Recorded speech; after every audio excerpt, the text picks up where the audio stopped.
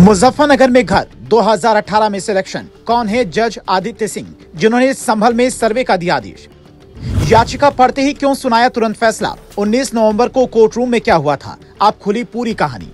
क्या फैसले में लिखी थी 2 बार सर्वे की बात। देवबंद के जज रहते निपटाए ऐसे ऐसे केस, मिला बड़ा इनाम। संभल की घटना की चर्चा चाहूं और हो रही है। एसपी उपद्रवियों के हथियार मीडिया में दिखा रहे हैं। खतरा कितना बड़ा था ये बता रहे हैं, तो वहीं कई लोग 4 लोगों की मौत पर सियासत कर रहे हैं। लेकिन जिन जज साहब ने मस्जिद के सर्वे का फैसला सुनाया, उनकी बात कोई नहीं कर रहा है। वो जज साहब आदित्य सिंह कौन हैं, जिनके एक आदेश पर सभी टीमें रातों रात सर्वे करने के लिए पहुंच गईं।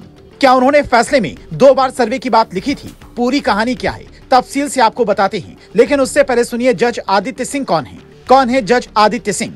संभल के चंदौसी में तैनात सिविल जज सीनियर डिवीजन आदित्य सिंह मुजफ्फरनगर के रहने वाले हैं। 31 साल की उम्र में जज बने, 5 साल में पहला प्रमोशन मिला और अब सीनियर डिवीजन जज हैं। जून 2018 में आदित्य सिंह ने उत्तर प्रदेश न्यायिक सिविल सेवा जज की परीक्षा पास की। जनवरी 2019 में सिविल जज सीनियर डिवीजन सहारनपुर बने। अप्रैल 2019 में जुडिशियल मजिस्ट्रेट बने। उसके बाद इनका तबादला सहारनपुर में हुआ। फिर देवबंद के एडिशनल सिविल जज भी बनाए गए। कहते हैं कि करियर के शुरुआती दिनों में भी इन्होंने बड़े बड़े कानूनी मसलों को सुलझाया, फिर फैसला सुनाया।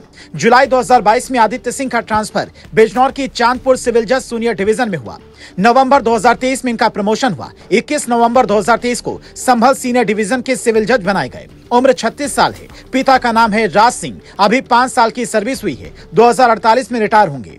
हालांकि संभल कोर्ट की वेबसाइट पर इन्हें जूनियर डिवीजन का ही जज लिखा गया है, लेकिन जूनियर सीनियर से ज्यादा जरूरी ये जानना है कि आखिर सुनवाई की 2 घंटे के भीतर ही इन्होंने मस्जिद के सर्वे का आदेश क्यों दे दिया। जो लोग संभल को सियासत की प्रयोगशाला बनाना चाहते हैं, उनकी बात अलग है, लेकिन जज साहब जो सबूतों और गवाहों के आधार पर हमेशा फैसला सुनाते हैं, उन्होंने ऐसे कौन से सबूत देखे कि हिंदू पक्ष की याचिका तुरंत मान ली। तो इसका जवाब समझने के लिए आपको संभल से 710 किलोमीटर दूर वाराणसी चलना होगा। वहां पर एक जज साहब हुआ करते थे, जस्टिस रवि कुमार दिवाकर। उनकी बेंच के सामने ही एक ऐसे ही मंदिर मस्जिद की याचिका दायर हुई थी। तब उन्होंने ज्ञानव्यापी के सर्वे का आदेश दिया था, क्योंकि ये बात हर कोई जानता है कि बिना सर्वे के सच्चाई सामने नहीं आ सकती। दोनों ही जजों ने बिना ऐतिहासिक इमारत को नुकसान पहुंचाए सिर्फ फोटोग्राफी और वीडियोग्राफी करने के आदेश दिए, जिसके बाद ज्ञानव्यापी का सच खुला और जज साहब की एक तरफ चर्चा हो रही थी, तो वहीं दूसरी तरफ उन्हें धमकियां मिल रही थी। उन्हें वजू खाने को सील करने का आदेश भी दिया था।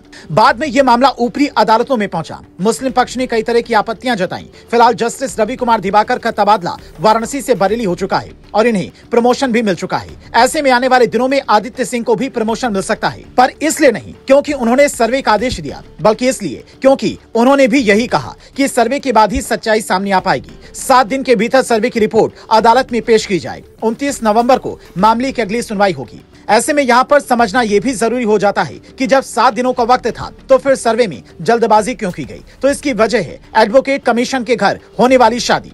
संभल के अधिकारियों ने बाकायदा ये बात कैमरे पर कही कि एडवोकेट कमीशन ने कहा था कि घर में शादी है, इसलिए बाद में नहीं आ पाऊंगा। कोर्ट का आदेश आ ही गया है, तो सर्वे कर लेते हैं। यही बात मस्जिद कमेटी को बताई गई और फिर सर्वे हुआ। फैसले में कहीं भी ये नहीं लिखा था कि सर्वे 1 दिन में होना है या फिर 2 दिन में, लेकिन सर्वे रात के अंधेरे में सही से पूरा नहीं हुआ। इसलिए उपचुनाव के बाद प्रशासन ने 24 नवंबर की तारीख सर्वे के लिए तय की।